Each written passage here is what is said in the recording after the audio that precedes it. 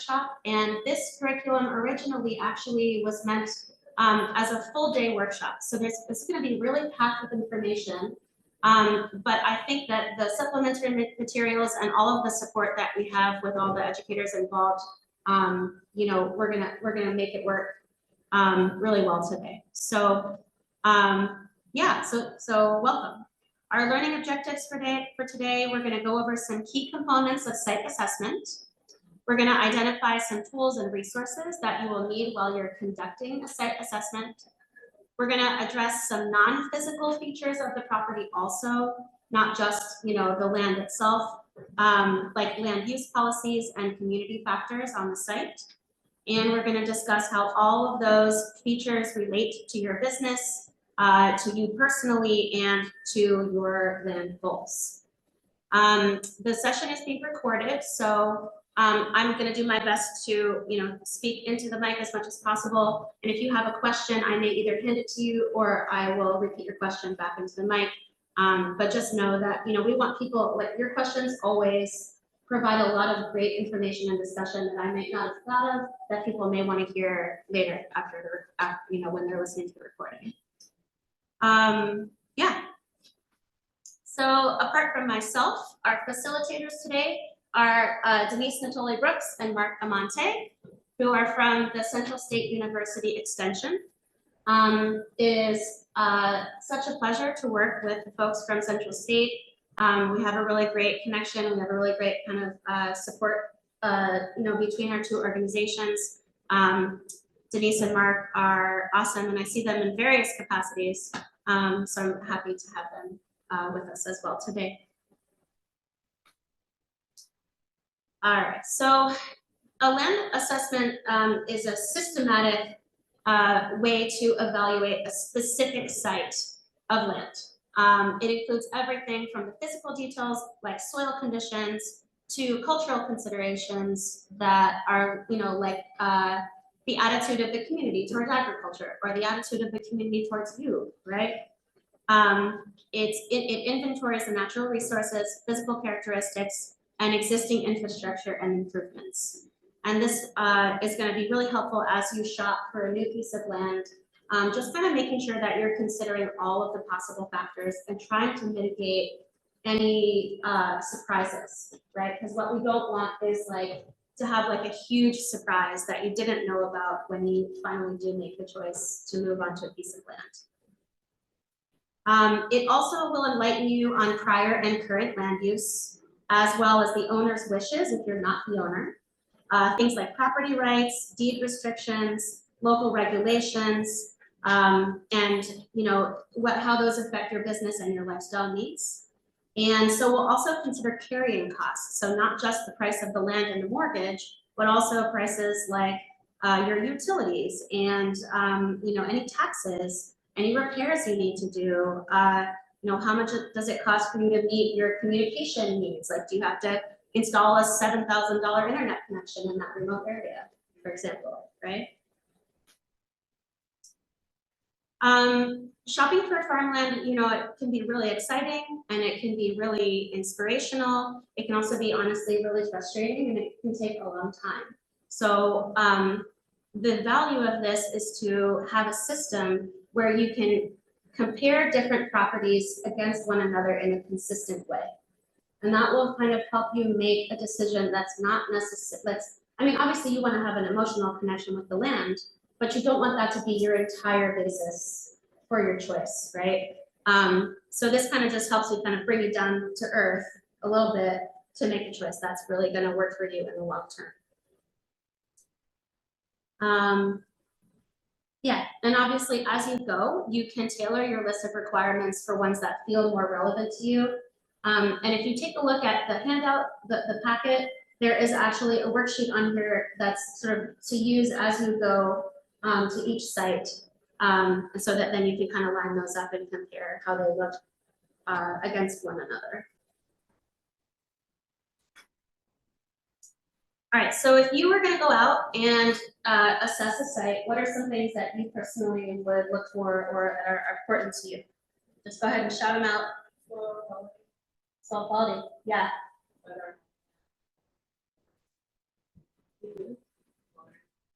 Yep, forest versus pasture, water excess, yes.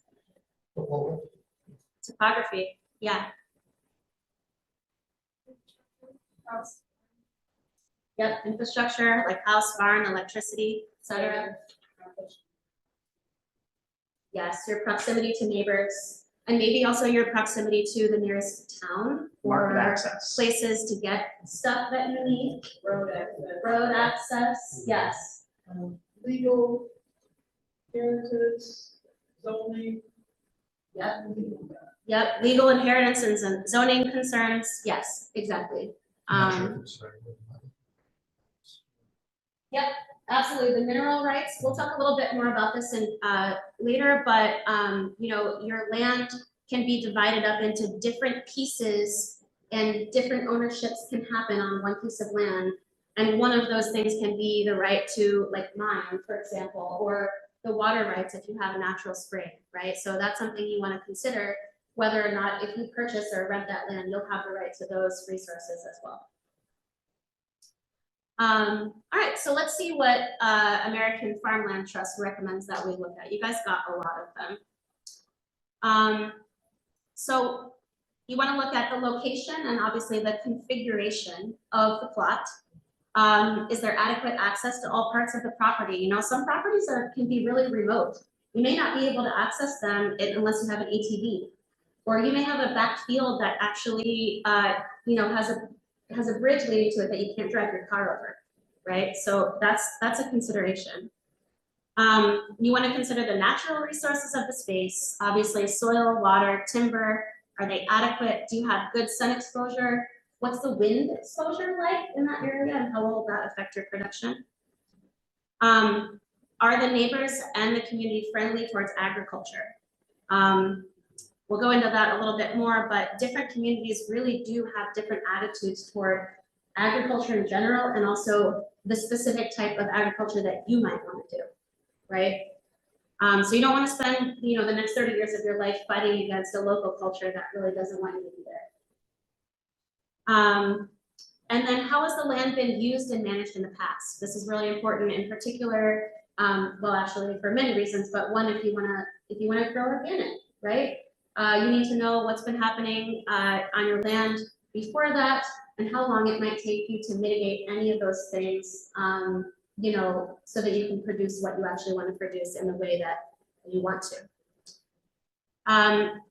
Again, are there any restrictions on property, mineral, water rights, etc.? Some properties have like the county will come and put like a right of way, so you may have like your neighbors have a right to go through your property. You're going to want to know something like that. What are the taxes and other carrying costs that are associated with this? Different counties are so different when it comes to this type of stuff, and there are all kinds of different other costs that could be, you know, relevant to you. And then agricultural compatibility, right? Like, is this the land that's going to work for you for what you want to grow, right? Or you want to produce, or you're going to have to do a ton of work to make it what you want it to be.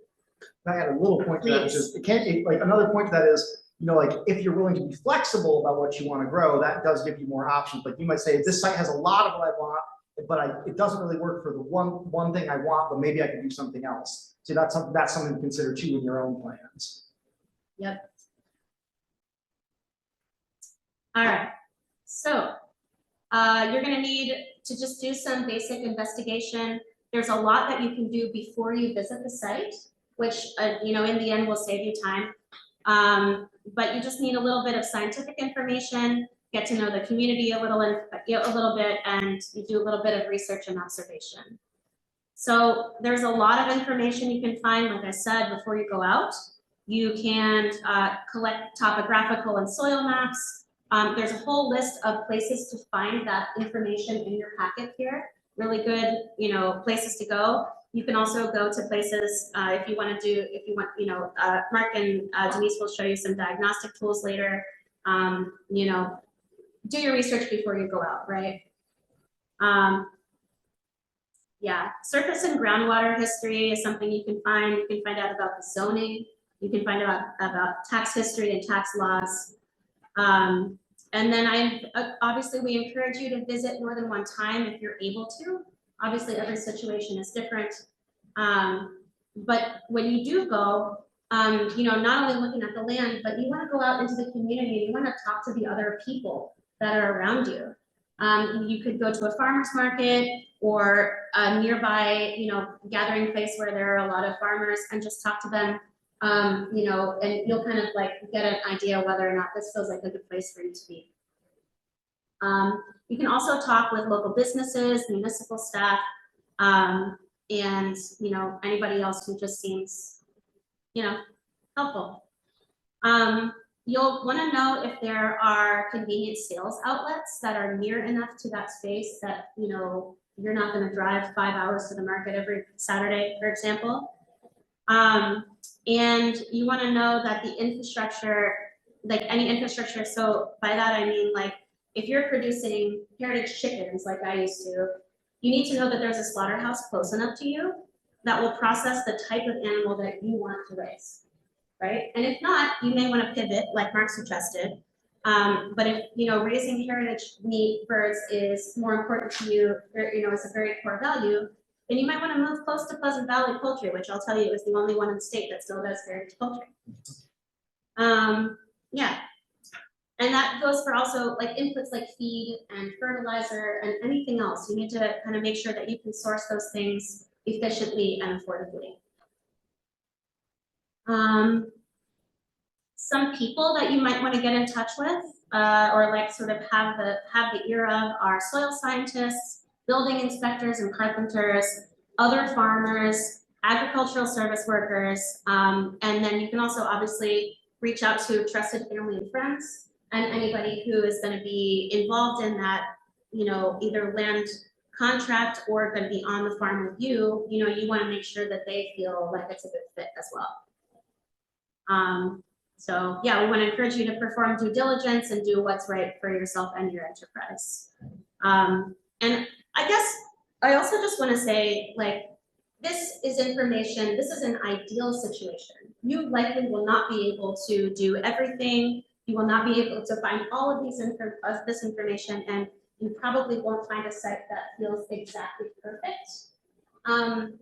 But you will, like Mark suggested earlier, kind of weigh the pros and cons of this and, kind of pick the things that are the most, pressing or the biggest priorities to you. Yeah. Those historical maps are very useful too. You can go back 100 years. Yes. To see how the land looked like at that time, and then the progression up to now. Yes. You can find a lot of things about the land. Yeah, when I first got my place in Columbus, I went to the county engineer's office and they made me color copies for free of the old farm maps of the area. And so I figured out, where my farm is, who had it before. A lot of the street names in my neighborhood were named after the farming families who used to live there. So it was a really, really good kind of informative experience about the history of the property. Yeah. Okay, so these are some other places that you can get information. Like I said, the county engineer, the USDA, the county auditor's office is a great place to go to find tax and zoning information. And then obviously just simply Google Earth, kind of get a lay of the land and your kind of aerial map. This is a screenshot of my old property in Columbus. As you can see, it gives you tax information, it tells you who owns it, it tells you what it was bought for, right? And the purchase prices, so you can kind of see the appreciation of the land value, which can be really valuable for long-term planning. You can see the tax rates, you can see, what the zoning is, and then you can kind of explore what that zoning will allow, whether that fits with what you need. Are there any questions so far? All right. Okay, so I touched on this earlier, but I want to go into it a little more detail. So properties, a lot of people describe property ownership in this sort of metaphor of like a bundle of sticks. I've tried to find a different thing to use to describe this, and nothing else quite fits. But so if you have this bundle of sticks, and that bundle of sticks is your property, and it's all of the different portions of your property that go into creating value or rights in your property. So for example, one stick is your pasture land, one stick is your barn, one stick is the house, one stick is the water rights, one stick is the mineral rights, like, and so, right, and so they all go together to create this one property and its value. And you can kind of like think about it in terms of, you could like so when someone purchases the property rights or the mineral rights, they're kind of taking that water stick out of the bundle, and then you no longer own it, someone else does, right? That's the best way I could think of to explain what it means to, like, you could own the land but not the water rights to it, right? And I'm just gonna go into just some, this may be helpful for you as you're shopping, but the right of possession means that as long as you have the title, it's yours. The right of control means that you can do what you want with this property within the limits of the law. And the right of exclusion gives you the right to decide who comes onto the property or not. The right of disposition means you can sell and transfer your property in whole or in part, or protect it forever using a conservation easement. In general, land ownership includes the ability to control the property within the limits of the federal, state, and local law. It's important to know that if any of the rights that you might want to enjoy have been limited in any way. And so when you assess a specific site, find out if there are any restrictions. Any questions about that? What you were saying about water rights. Yeah. And so if you have a piece of land, how do water rights affect you? You know, if there's, are you speaking of, like, is there a well on the property? Or what are some of the other examples, and how can they restrict your use? So if you have a well on your property, or if you have a natural spring on your property, there could be a situation in which a previous landowner has sold that to someone else. And so you may not have the right to extract it.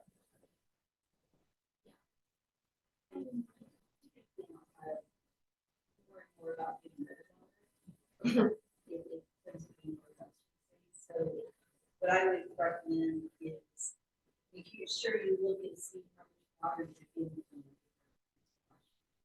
from the surface water in Ohio. Have a neighbor sending their surface water to you. So it's just the difference in Ohio. Everyone has to get rid of it. Yes, yes. I can imagine a situation where, like, you might be buying from property much. Is there a place where you can, like, get certain answers to this question about rights that the property owner might not actually know? Like, they might think that they're giving you rights, but not realize that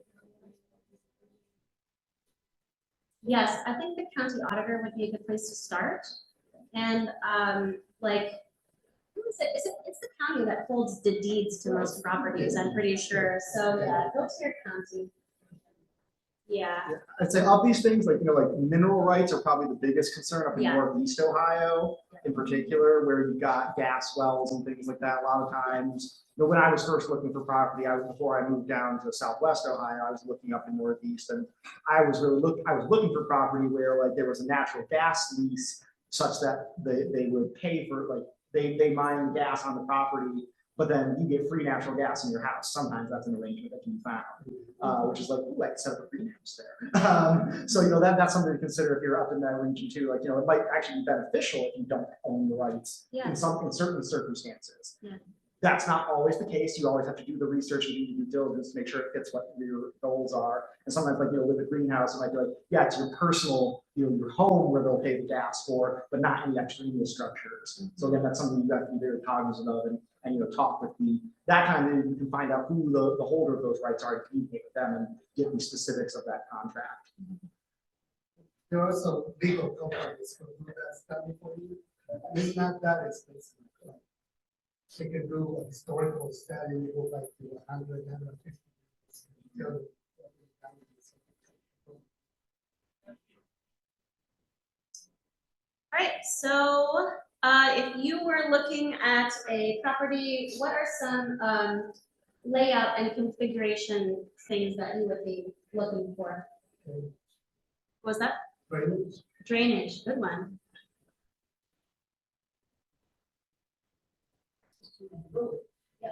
Access to a road. What kind of road? Right? Is it a gravel road? Can you drive like your delivery truck on that road? What happens when it is winter? What happens when if it floods, right? Like, can you actually use the road in the ways that you will need, right?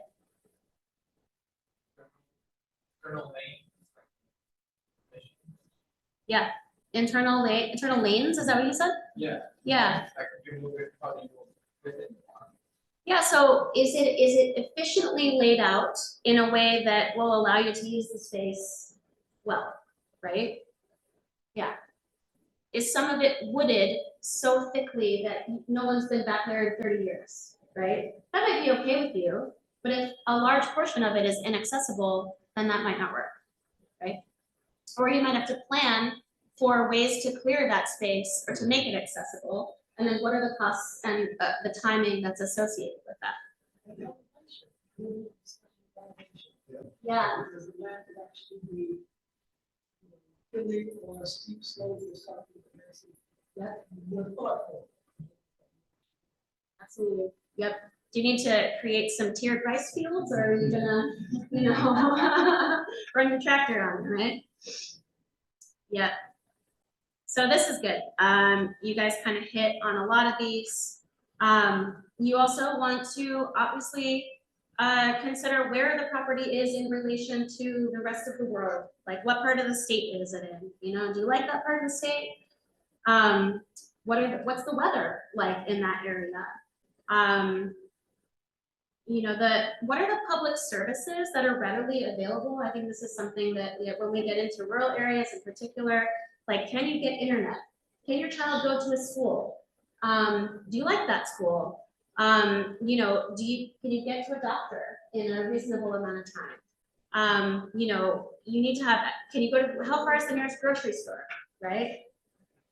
And what's the housing like too, right? Is the housing in that area affordable if you're not going to be living on the farm? If you plan to have employees in the future, and you're not going to house them on your farm, will they be able to find affordable housing in the area, right? I think Yeah. one thing to consider too is like, if you're buying a property where you think you're gonna need to make infrastructure improvements, what's the local construction industry like? Yeah. Like who's around, like, are they reliable, are they reputable? That's something to consider. Mhm.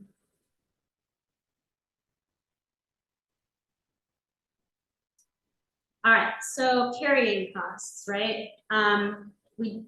It's easy to kind of think, oh, this is how much my mortgage or my rent will cost, but there are so many other types of costs associated with land tenure. So you want to consider what are the property taxes? Like, for example, in Meigs County, where I will eventually be, the property taxes are like super low. But in Franklin County, they're like 8 times higher, right? That's a major carrying cost.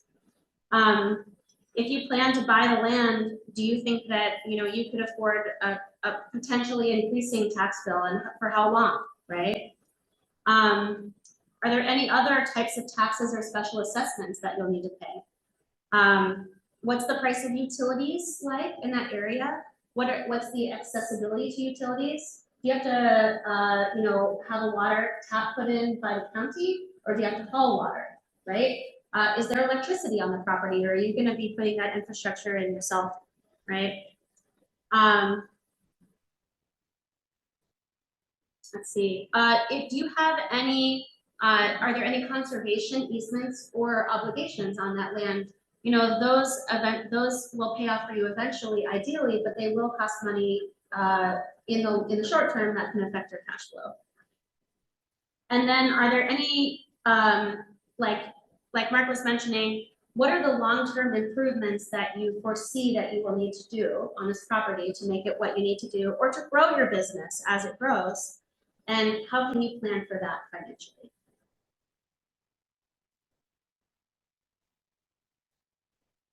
Am I forgetting any carrying costs that you can think of?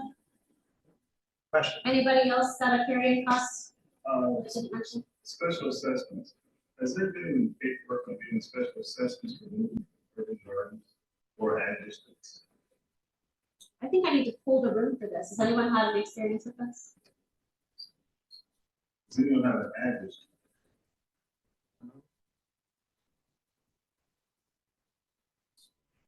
Give an example, special assessment. Special assessments is like alley cleaning, lights, snow removal, those type of things. I don't have any experience with I don't have dealing any with that. experience with that, but that's a really good question, and I think I want to take it back to the OEFFA, like pool and get back to you. Is that okay?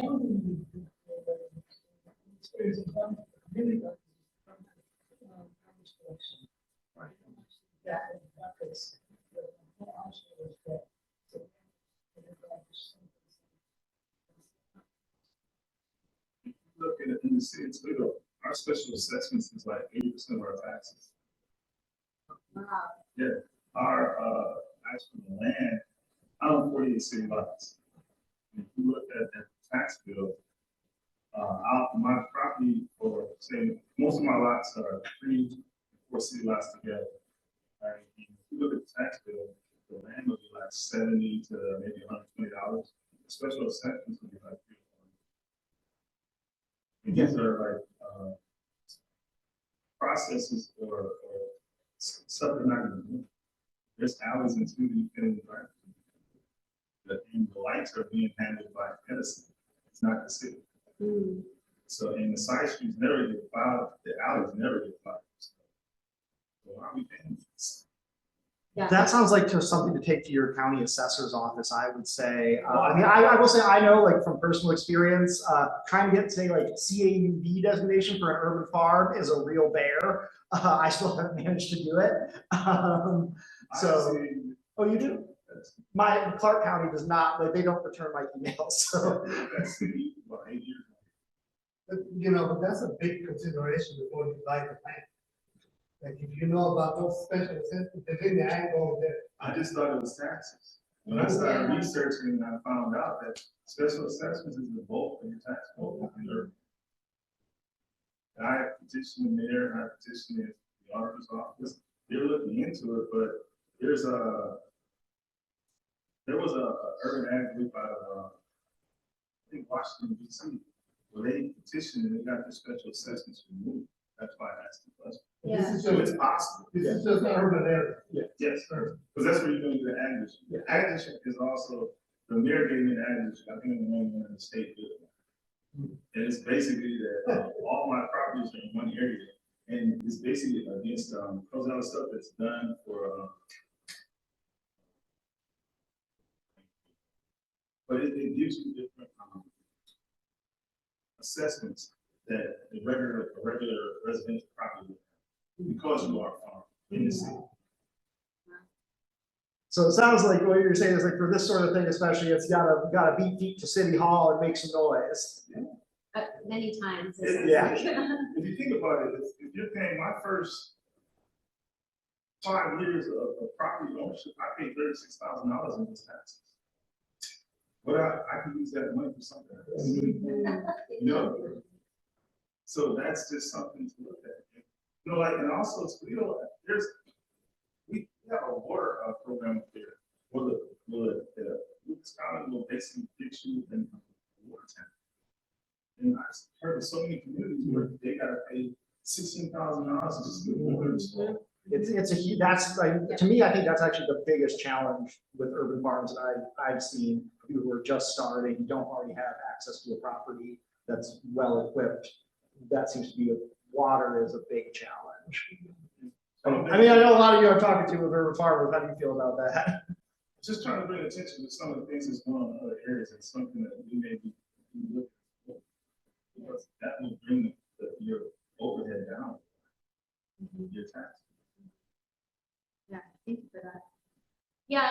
ask around within like the OEFFA community and see if anybody has an example or knows anyone who's been successful. That's a great idea, yeah. All right, we've touched a little bit about this, but in 2012-13 was my first farming season. And I was running a poultry CSA on my friend's land in West Jefferson. He had about 20 acres and he was raising vegetables, and I had my little pasture pens out there. And he had this packing shed that was really like leaky and kind of like falling down. His house was built in 1865, and actually I had to go and get a rabies shot one time because while I was sleeping, I had a bat come into my room and like it was on my face. And his tractor had broken down many times, and he's, you know, and this one day it was like the middle of the summer. I think that summer it was like 110 degrees on some of those days. And his tractor broke down in the middle of the field, and he's like, Jura, why does all my shit suck? And I tell you the story to say that infrastructure is so important, right? It is so easy to find a piece of land that has like sort of the shell of a barn, right? The shell of a home. And you're like, I'm a farmer, I'm rugged, I can live in this thing, right? I can pack vegetables in this space. I can use this 80-year-old tractor. And you can, but you will be spending a lot of time and energy and money fixing up your stuff as opposed to producing your product. So if you have the opportunity, I want to highly encourage you to, go for the best quality infrastructure that you can right from the start. Because when you're a new farmer, you need to be able to produce as much as you can, as quickly as you can, so you're not paying all those taxes on the land. You're not, paying all that money to be there, but you have nothing to sell and nothing to compensate for that. So. May I offer a slight Please. counterpoint? I learned this, I attended this all-day workshop at the Acres Conference this year, which provided a very interesting perspective that I haven't considered, which was the speaker recommended, this is specifically for rural land with forestry and working in the forestry sector as a financing tool. Buying the worst land you can find, something that has been like clear cut, destroyed by floods, the worst possible property, so you can get it cheap. Then enroll in like NRCS programs, other things like that to plant a bunch of trees, especially do your research, find the nearest sawmill, see what they're buying for the most money, plant a bunch of trees, get your land assessed by a timber value assessment company, get a new value, like projected value for the timber as a finance tool, get a new loan on that new assessed value, use it to pay off your first loan, buy more property, and continue the cycle. That is, but I mean, this is over a multi-year timeline of building up like assets and things like that. So it's not just it's not like a get rich quick scheme, but it was a very interesting perspective. And I thought if you're willing to pivot your type of operation, especially if you're willing to work in the forestry sector, that was, I thought, very interesting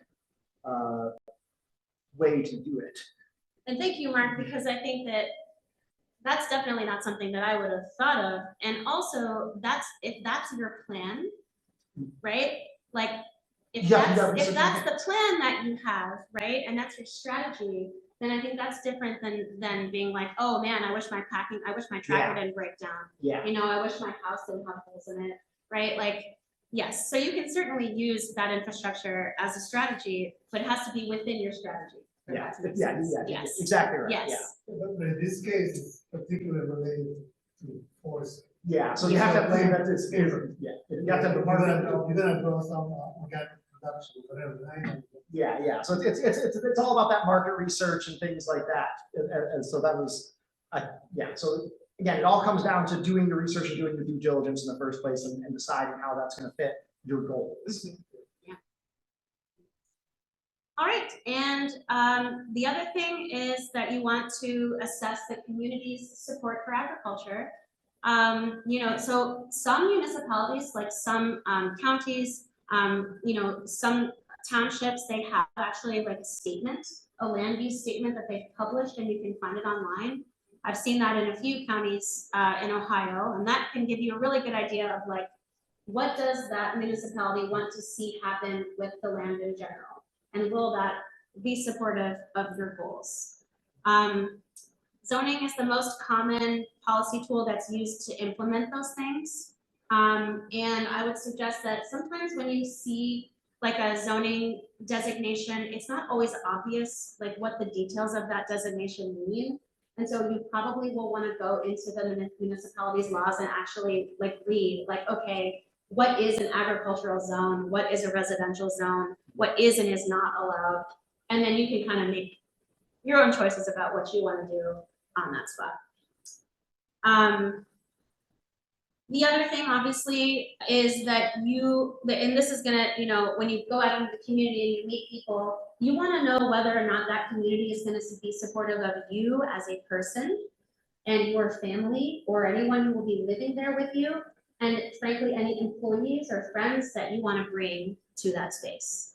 Not every space is safe or inviting for every person. So yeah. And then also I think to consider like, over the long term, will you have your social needs met and will you have your community needs met is a thing to consider as well. Does anybody else have any like thoughts or comments about that in general? I mean, it's also very, very detailed on. And I would have a question because I never considered that about how you lay the zone. Is it zoned for agriculture? And are you saying that on these sheets that you provided, there is, or what would be the process to find out if it is zoned for agriculture in an urban space? In an urban space, you can go to the county auditor's website and it will list what the zoning is for that property. So if it is commercial, does agriculture fall under commercial or would? Maybe sometimes, right? And so I would, most like when I lived in Clinton Township, you could go online and you could actually read the code that Clinton Township was using and kind of get, more detailed information on what the zoning designations mean. But zoning is done by your township or your county level. So whatever municipality is like the smallest or like the closest would be the place to go for that. And honestly, like it can vary, like, what one place zones as commercial or manufacturing, they might have a slightly different interpretation than other locations, and that can affect farming. Just as an example, I know a mushroom farm that was really struggling to find a way to expand because they were based at home, but then whenever they were trying to purchase property, their assessor was saying, you can't build a mushroom farm in residential, you need manufacturing zoning. Even though it was indoor, they were growing an agricultural product and selling it because it was all like indoor production, and they were doing value added too. They said this is manufacturing, and so they were so that was something they were struggling with. Question. Really a statement. That's one of the things that's really opened up our ag. A lot of people, they don't have the money to do all this stuff, unless make ordinances. And that's what we have to do.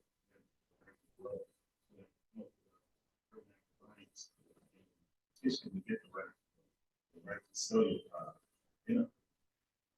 So industrial is what you really want to look for, but that's not in the other area. So you might just have to petition to get the right to grow your products. It might seem like a long fight, but that's what you did.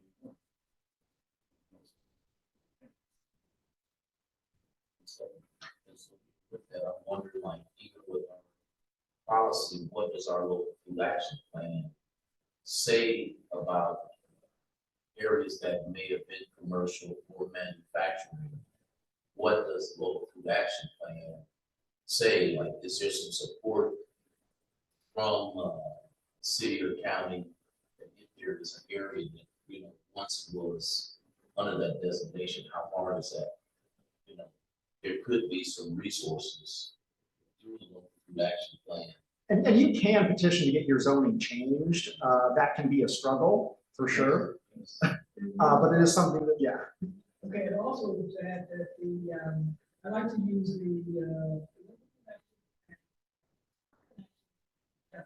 particularly the provisions that say the city must encourage more tree canopy, canopy for all. And so whether that is on the forest, but any plant growth helps to reduce at least the high temperature within resource communities. And so I put the two together and so this is why. You might want to visit. Yeah. You might want to.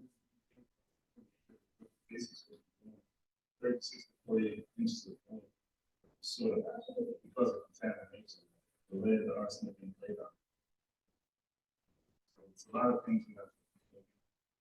So even back to like the zoning question, like you mentioned, just ask for a variance, and if you've got support for agriculture in the community, you might get that, or influential people that'll back you up. There might be some spots on just supporting the community. You go for it. And it sounds like you worked with them, you got together a group of growers and you worked together. It wasn't just all you, or was, I mean, it was from the beginning, but are you working with collaboration and using that as leverage, or? We worked with, we created an entity, it's called the Urban Ag Alliance of Town. And it was a bunch of urban growers and policy. And, we just basically petitioned and showed them what we were doing and why it was the right thing to do. And it took a while, but they came on board. We went to work. And go down to the pellet. It's all about how bad you want to do it. Just that you fight, make plus a little bit. This is the time to change. Everyone doesn't want green grass. We need good food. So it's the right thing to do. So in the context of the workshop that we're in now, the site assessment, I'm looking for new space as the thing. What do I consider? This conversation kind of highlights why. Take your time. Question, figure out the questions, ask people's experiences. Because your experiences can help somebody who's looking for their land. Ask the questions they need to. If you find yourself in a situation afterwards where changes, if for you to be successful, what we hear here, there are pathways. I want to change on just my property, I request a variance. We want a community change, to change actual zoning reform as a group. So we've got two big properties that I'm trying to find a land that works for me and taking the time to do it. And then if something's not working out, there's pathways to make changes. Instead of changing your whole operation. Well, but also doing that research, you might actually find opportunities too. We had a farmer in Louisiana, he found industrial property, abandoned property, with huge warehouse. And so he established an indoor production. With hydroponics and close to Baton Rouge, close to the market. So it was a great opportunity. Water, like next to it. All right, I'm gonna hand this over to Mark and Denise, and they're gonna take it from here. The conversation that's already happened, just I want to make sure everybody knows that there's a collection of QR codes for more resources on the table in the back. The one I happen to pick up that ties to our most recent bit is the Farmland Access Legal Toolkit. But there's a bunch of them back there to check out. Each one goes to a different resource that ties to the presentation. But great conversation thus far. So the way we're gonna kind of wrap this, which direction? Right. Thank you. I'm not sure if it works going backward, just FYI. Well, I was in this room before, it doesn't go It backwards. doesn't, okay, I'll sit here and just let me know what you need. okay, well, I don't think I need to go backwards. I just Okay. had to try every button before I Yeah. got to the right one, apparently. The way we're gonna kind of bring this back together, because we are wrapping up, we have a few more slides to go and time for some more discussion, is really thinking about the natural resources, the land as it is.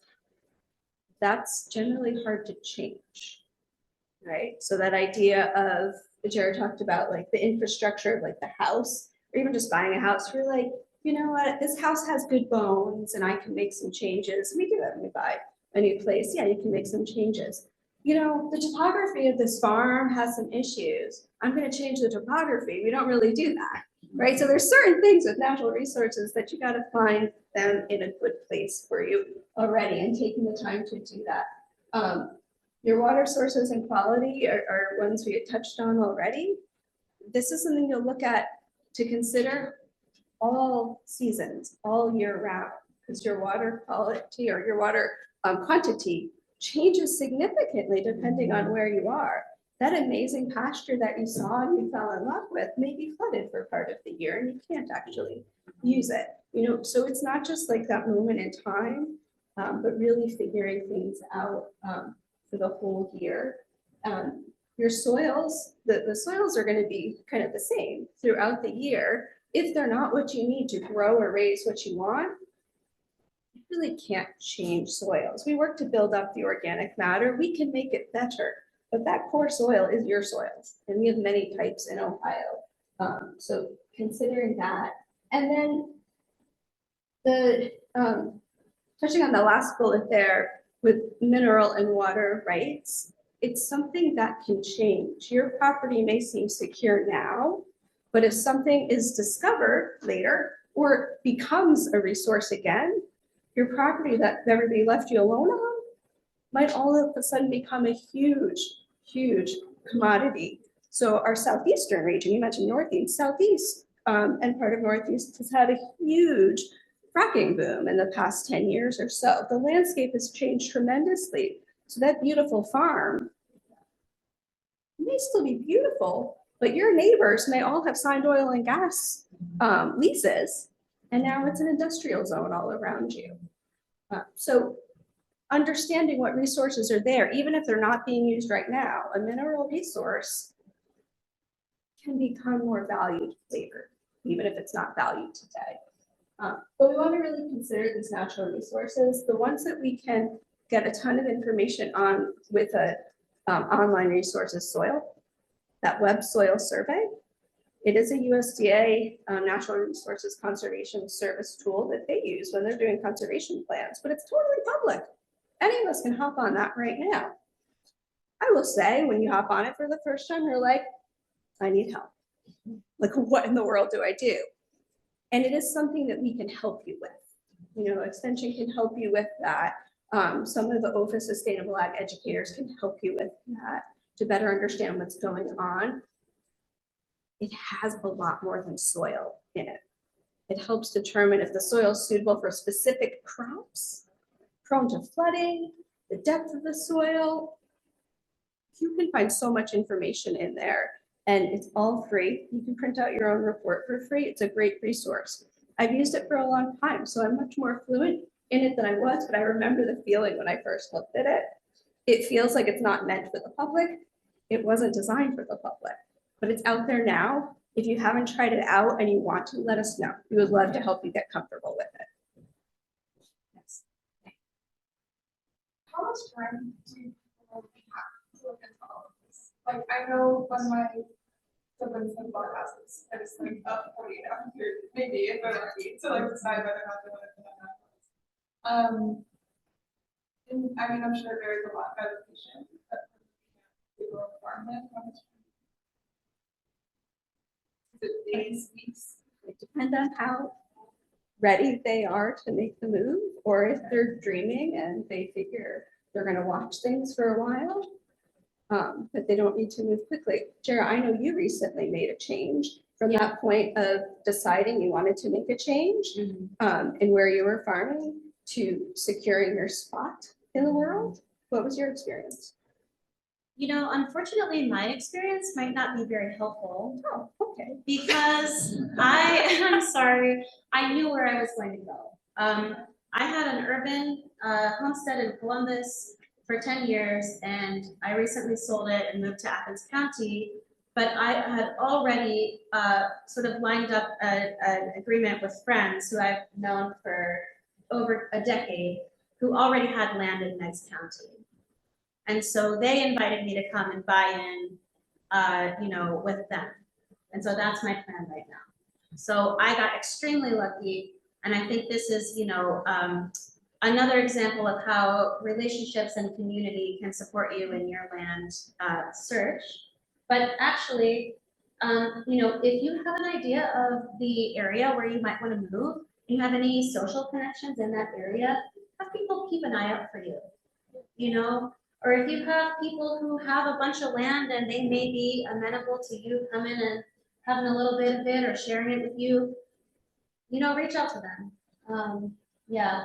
And I would also say, you know, if, you know, if there's like a really primo something or that has something really good, like it might be snapped up really quick, but Yeah. there's also a lot of properties that have been on the market, that stay on the market, especially, but like, you know, oftentimes they stay on the market for a long time for a reason.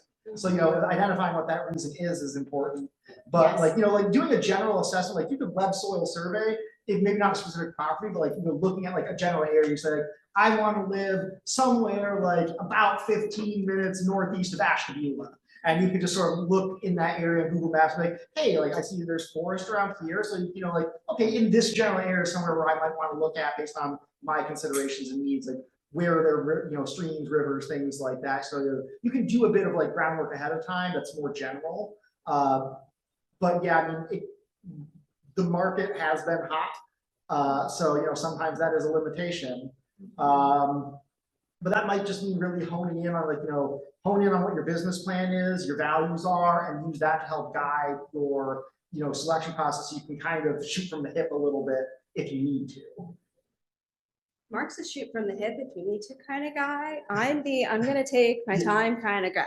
Well, I mean, I generally, So- me personally, I like to take time, but like, if you have to move, if something's like, you know, like you gotta, like, you know, you see something that's like, this has like the one thing that's like golden child, like this, I need to have it, I need it really bad, then, you know, I mean, there was a property that I really wanted, but I couldn't afford because it was great. It had highway access, it had an old building, it used to be a vet, it had huge barns, it had woodland and pasture space. I was like, ooh, I want it. But it had problems, I was like, but I couldn't afford it. But that was a whole, but you know, sometimes, yeah, like planning is always good, and it's oftentimes better in the long run to wait it out, take a chill pill, and, you know, think it through.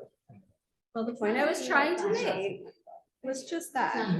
Yeah, the point I was trying to make with Mark was that there isn't one right answer. Yes, absolutely, there is not. It's an individual choice. Yeah. However, when meeting in community and talking about farmland, I'm just gonna like plug all these QR codes as they fit the conversation. There's a thing called Heartland Farmland, which helps you find farmers that are looking to sell their land or have farmers on their land, which could be a really great resource. Also, if you don't know a community of farmers yet, these are real farmers that have land ownership experience that you can ask questions to and learn from as well. So that's a really nice one there. And then there's even a land tenure readiness tool here. Am I ready to seriously make this leap? That's a tool as well. Thanks for waiting. Three suggestions for you. Our land or property. Normally, your county has a land sale twice a year. Sale starts out like a.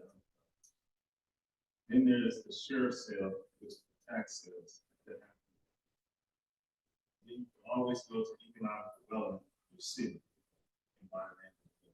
You can actually lease land from economic for up to 5 years with no taxes. You can write 2 purchases. So there's 3 options. And you know, I'd say like the more flexible you are with your farm plans, the more you can be a little bit faster paced. Like if you say, like, you know I want to grow some sort of like fruit crop, but you're not saying, you're not really dead set on, I want to really do apples, or I really want to do grapes. You know, if you say, I want to do some kind of fruit, then, you know, you get a property, and once you own it, do the detailed assessments that, okay, this is the fruit that's going to work best here. But, you know, you should definitely be financially secure and able to do that, and make sure your cash flow is good if you're going to be shooting from the hip.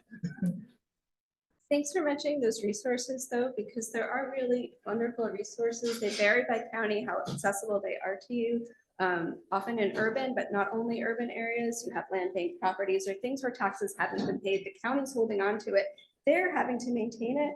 Therefore, they make land available at really wonderful costs. It's a great place to start with some land as well. It's phenomenal. So I work in the Zanesville area a lot, and we have an incredible amount of land bank lots in the old city as well as outside of the city. And oh my gosh, so much food could be produced on them, right? Like it's fabulous to think about these land banks that communities want it to be used.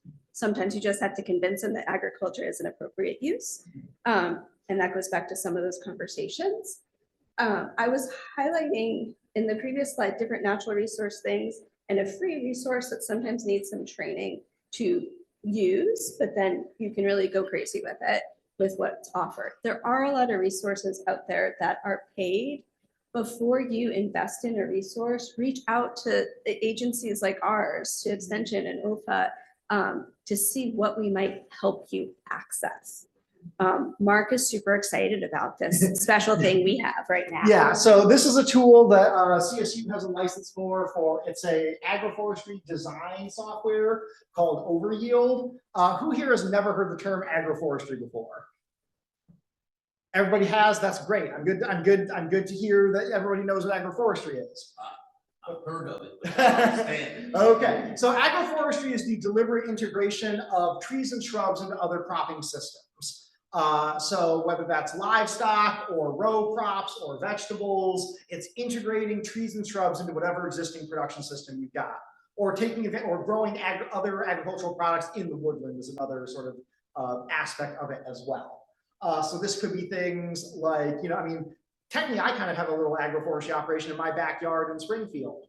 I grow raspberries, they're interplanted with rhubarb and underplanted with mulch that is inoculated with wine cap mushroom spawn. So like that, it's a polyculture system basically that has a focus on trees and shrubs.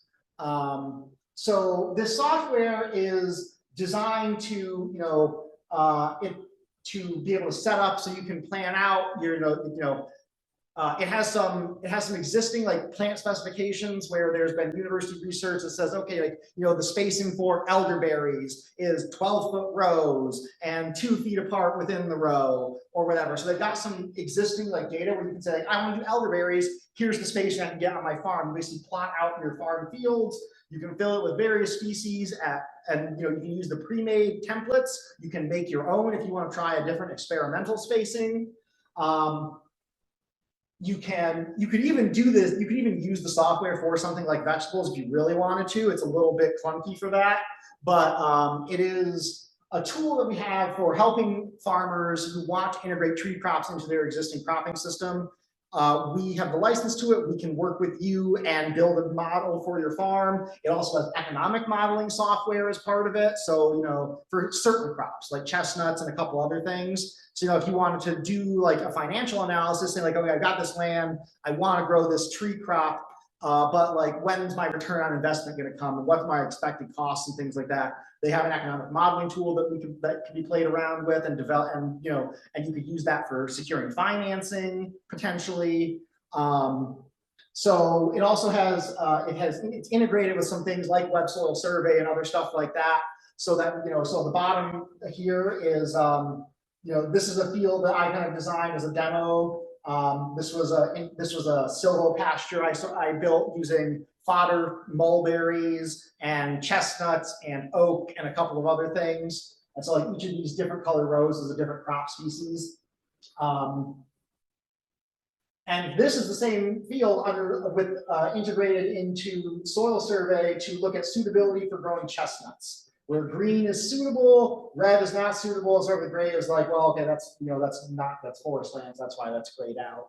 So they have, for certain crops, they've got this soil layer that you can add in, saying like, okay, like I really want to grow chestnuts. Is my land suitable based on the climate conditions? So you don't have to do that back end work yourself of figuring it out. It's already integrated into the tool.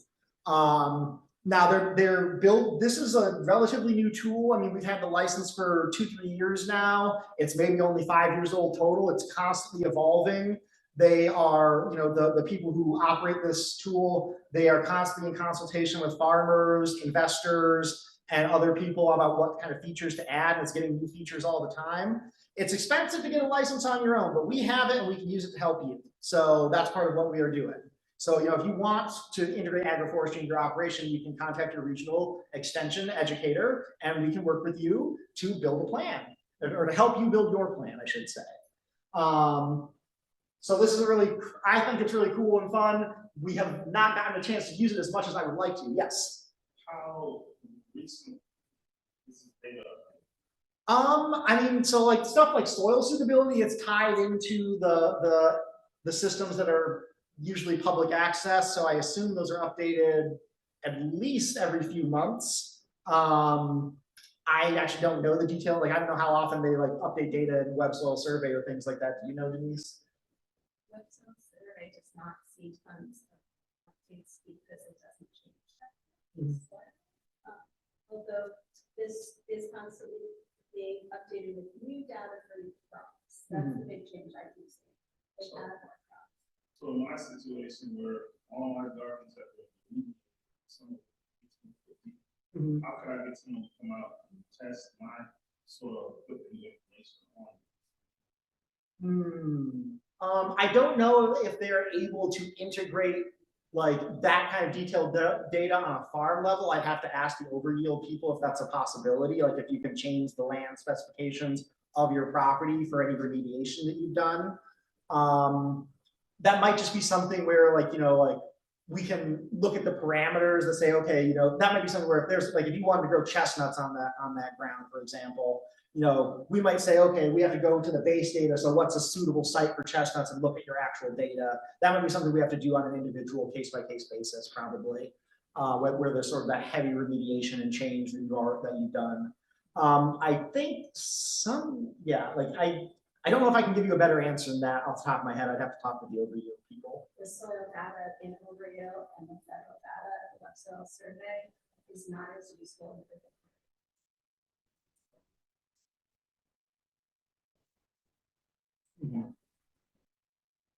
But you guys have some soil testing services available through CSU, right? Yes, yeah. So we can come out and test your soil, and we can test for lead and arsenic. We can test for nutrients, and give you an amendment plan based on your crop. We can do up to 3 samples per farm. And so, we can work with you. I know we talked before at the CSU conference about that, so you'll have to hit Michelle up for coming out to do, yeah. But yeah, so for anyone else though, like if you want like soil data and things like that, we're happy to come out. And we are a small but mighty team. We are currently 4, and I guess I'm half educator now, so 4.5 people. So bear in mind capacity, but we do want to work with you to get it done, to get meet your needs. Just around that soil testing, you mentioned a couple things that you could test for, but like in that area that you're familiar with, Gilbert, where it's definitely a commercial area. Are there other things that you could test, like if we were wanting to grow trees or fruit trees? Well, I mean, so it's just when we put in the soil sample, like we can ask them to do the recommendation based on tree crops instead of vegetables, for example. So, we take the same soil sample, but like the recommendations that get made depends on the crop you're going to grow. So that's something we can do. Yeah. But yeah, and so then just again, like, so, as you're bringing in all this data, you're soaking it in, you're writing it down, right? You're writing it down somewhere. You're not just relying on your memory. Look over it. What's that? We'll have a recording as well. Of this, yeah. Well, not writing it, but like when you're actually doing your own personal assessment. That's what I'm talking about. Like, we have this. You don't have to write all this down, but write stuff when you're doing site reviews, when you're looking up this information.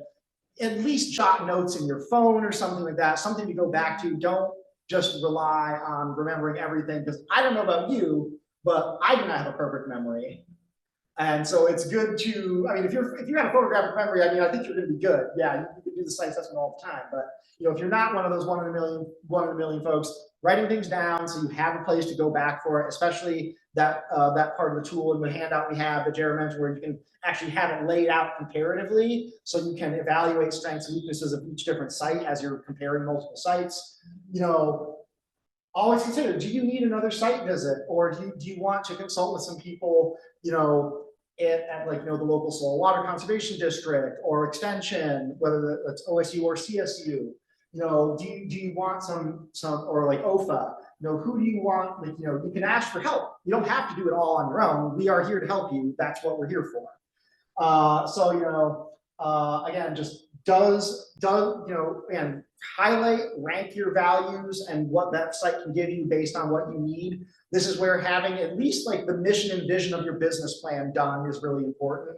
You know, if your goal is to feed your local community, you don't want a house where your nearest neighbor is 6 miles away, probably. That's going to be a little bit harder for distribution.